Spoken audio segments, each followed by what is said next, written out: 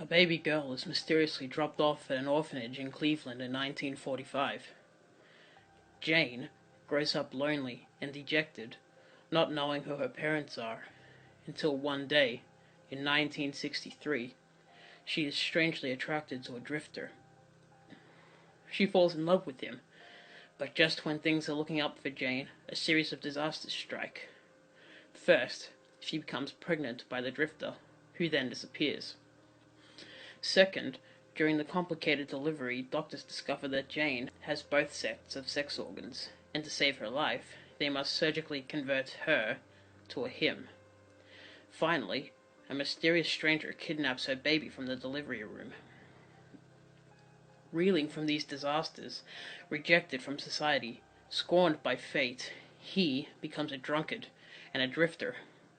Not only has Jane lost her parents and her lover, but he has lost his only child as well.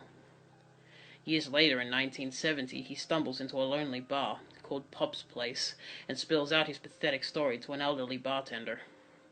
The sympathetic bartender offers the drifter the chance to avenge the stranger who left her pregnant and abandoned, on the condition that he join the Time Traveler Corps. Both of them enter a time machine, and the bartender drops the drifter off in 1963. The drifter is strangely attracted to a young orphan girl who subsequently becomes pregnant. The bartender then goes forward 9 months, kidnaps the baby girl from the hospital, and drops the baby off in an orphanage back in 1945. Then, the bartender drops off the thoroughly confused drifter in 1985 to enlist in the Time Traveler Corps.